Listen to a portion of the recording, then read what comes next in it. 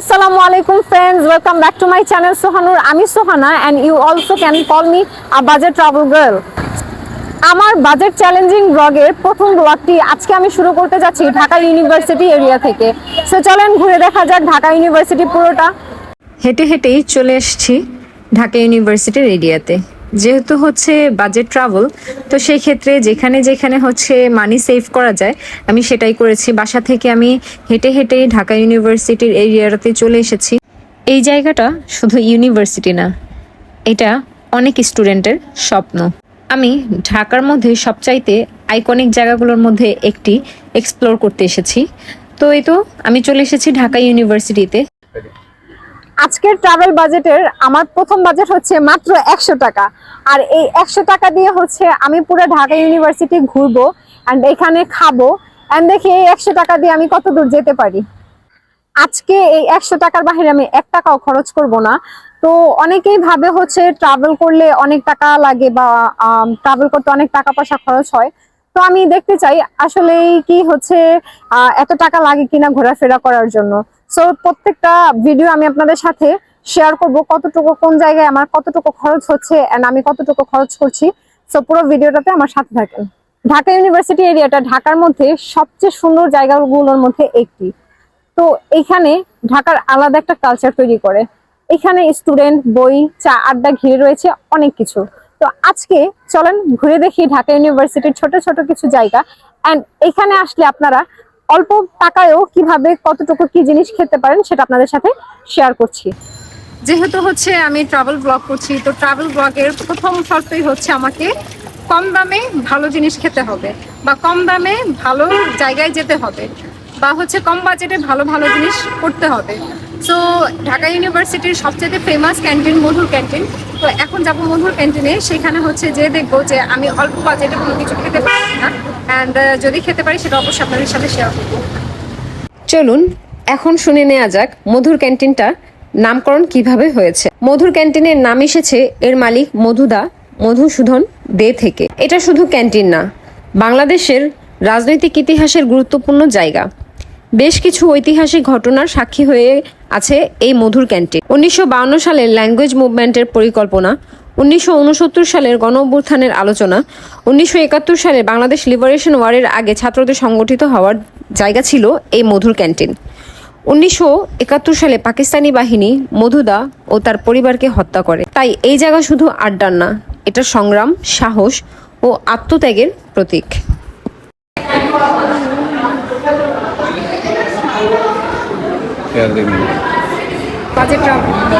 যেহেতু budget blog করছি, so budget ব্লগের মধ্যে তো শুধু ঘোরাঘুরি করলে হবে না, খাওয়া দাওয়া করতে হবে। তো খাওয়া দাওয়া করার জন্য আমি মধুর ক্যান্টিনে আসছি আর এই স্যান্ডউইচটা নিলাম 100 টাকা থেকে। এই স্যান্ডউইচটা আমার 30 টাকা লেগেছে কেনার জন্য। সো এখন 70 টাকা আছে। সো ওই 70 টাকা আমি বাইরে দেখি কীভাবে কী করা যায়। সো আগে একটু খাই, এনার্জেটিক হই, এরপর হচ্ছে আমার আপনাদের সাথে সব কিছু শেয়ার করছি। আমি এখন আছি হচ্ছে ঢাকা ইউনিভার্সিটির হাকিম চত্বরে। তো এই চত্বরে আপনারা কম দামে অনেক ভালো ভালো খাবার এখানে খেতে পারবেন। ডিম চপ মাত্র 10 টাকা, এরপর হচ্ছে আপনারা চিকেন ফ্রাই 20 টাকায় পেয়ে যাবেন, খিচুড়ি অনলি 30 টাকা, 30 থেকে 40 টাকা। তো এখানে অনেক ভালো ভালো খাবার আপনারা পেয়ে যাবেন। তো আমি আসছিলাম এখানে একটা ভালো মানের ফুচকা বিক্রি করে, ছোট ফুচকা, সেটা খাওয়ার জন্য। তো এসে দেখলাম এখানে ফুচকাটা বিক্রি করছে না। তো এখন আমরা বের হয়ে যাব হচ্ছে ডাচে। তো ডাচের ওইখানেও হচ্ছে ফুচকা বিক্রি করে। তো এখানে যেয়ে দেখি যে আমরা ওই ফুচকাটা পাই কিনা। চলো। যেহেতু বাসা থেকে অনেক জলদি বের হয়েছি তাই হয়তো মানে ফুচকাটা পাওয়া যাচ্ছে না, হয়তো তারা বিকালে বসে। তো ডাচে আসার পরে এখানে পেলাম না। তো সামনে যেয়ে দেখি কোনো জায়গায় ফুচকা পাই কিনা।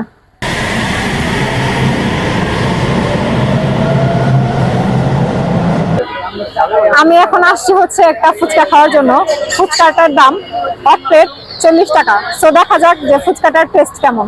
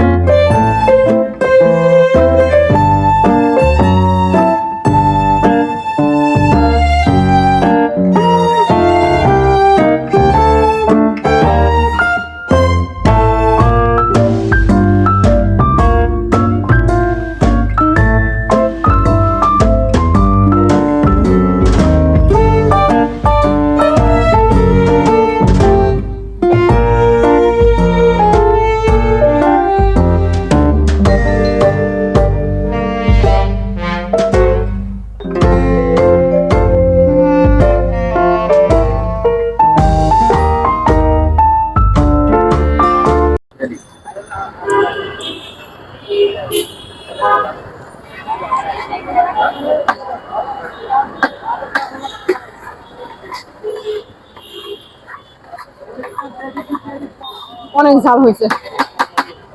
তো এক প্লেট ফুচকার দাম ছিল 40 টাকা, এই যে এখন আমি 100 টাকা থেকে, সরি, এখন আমি 70 টাকা থেকে তাকে 40 টাকা দিয়ে দিলাম।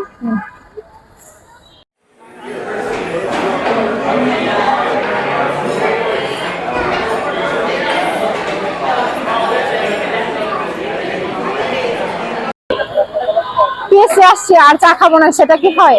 তো এখানে ভ্যারাইটিজ আইটেমের চা বিক্রি করে, সো দেখি কোনটা খাই।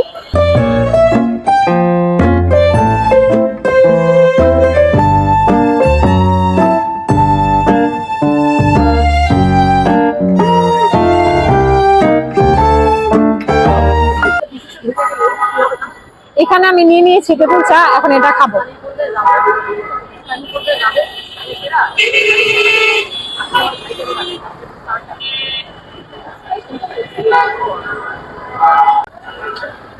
তেঁতুল চা খাওয়া শেষ, চায়ের দাম হচ্ছে 20 টাকা এন্ড আমার কাছে আছে হচ্ছে অনলি 10 টাকা। সো আজকের জার্নি এখন অনেক বাকি আছে, দেখি হচ্ছে 10 টাকা দিয়ে কি করা যায়। আমি হাঁটতে হাঁটতে চলে এসেছি চার নেতার মাজারের সামনে। এই মাজারটি নির্মাণ করা হয় 1963 সালে। এখানে সমাহিত আছেন চারজন মহান জাতীয় নেতা: একে ফজলুল হক, হোসেন শহীদ সোহরাওয়ার্দী, নাজিম উদ্দিন, আতাউর রহমান খান। তাদের অবদান ছিল অনেক। ব্রিটিশ বিরোধী আন্দোলন, পাকিস্তান আমলে বাঙালিদের অধিকার আদায়, বাংলাদেশের স্বাধীনতার পথ তৈরি, এটা আমাদের রাজনৈতিক ইতিহাসের প্রতীক। চা খাওয়া শেষ করে হাঁটতে হাঁটতে আমি চলে আসছি হচ্ছে ঢাকা গেটে। আর এই ঢাকা গেটে আসার আগে আপনারা দেখলেন যে আমি চার নেতার মাজারের ভিডিওটা আপনাদের সাথে শেয়ার করলাম। এখন আমি চলে যাচ্ছি কার্জন হলে। আমি এখন চলে এসেছি ঢাকা ইউনিভার্সিটির কার্জন হলে। এই হলটা আমার কাছে বরাবরের মতো সবসময় ভালো লাগে, কারণ এখানে খুব নীরব একটা পরিবেশ এন্ড গাছপালা দিয়ে ভরা। সো চলেন পুরো এই কার্জন হলটা ঘুরে দেখি এন্ড আপনাদের সাথে অনেকগুলো কথা শেয়ার করি। কার্জন হলটি নির্মিত হয় 1904 সালে ব্রিটিশ ভারতের ভাইসরয় লর্ড কার্জনের নামে। প্রথমে এটি একটি টাউন হল হিসেবে ব্যবহার করা হতো। পরে 1921 সালে ইউনিভার্সিটি অফ ঢাকা প্রতিষ্ঠিত হলে এটি বিজ্ঞান অনুষদের অংশ হয়ে যায়। এই ভবনটি শুধু সুন্দর নয়, এটা ইতিহাসের সাক্ষী। 1947 সালের দেশভাগের সময় গুরুত্বপূর্ণ প্রশাসনিক কার্যক্রম এখানে হয়েছিল। 1952 সালে ল্যাঙ্গুয়েজ মুভমেন্ট চলাকালে ছাত্রদের আন্দোলনের কেন্দ্রগুলোর একটি ছিল এই কার্জন হল। বেশ কিছুদিন আগে আমিও ভাবতাম ট্রাভেল মানে হচ্ছে নতুন নতুন দেশ ঘোরা বা বড় বড় দেশে ঘুরতে যাওয়া, কিন্তু এখন দেখলাম বিষয়টা আমি যেভাবে ভাবি আসলে সেইটা না। ট্রাভেল মানে হচ্ছে নতুন নতুন কিছু অনুভব করা। সো আজকের ট্রাভেলে আমি আমাদের দেশের মধ্যেই বা হচ্ছে আমার শহরেই অনেক জায়গা আছে যেটা এখন পর্যন্ত আমি ঘুরতে পারিনি বা ঘুরে দেখতে পারিনি। তো আজকের বাজেট আমার 100 টাকা ছিল, তো 100 টাকা থেকে আমি 90 টাকা খরচ করেছি, এখন আমার কাছে 10 টাকা রয়ে গেছে। সো নিজের শহরেও এমন এমন জায়গা আছে যেখানে আমরা এক্সপ্লোর করি না বা হচ্ছে আমরা জানিও না। সো আমি হচ্ছে এই বাজেট ট্রাভেলে আপনাদের সাথে অনেক কিছু শেয়ার করব। নেক্সট ভিডিওতে আমি আপনাদের সাথে দেখাবো অন্য আরেকটা প্লেসে অন্য একটা বাজেট ট্রাভেল। সো এই ট্রাভেলটা আপনাদের কাছে কেমন লেগেছে সেটা অবশ্যই জানাবেন।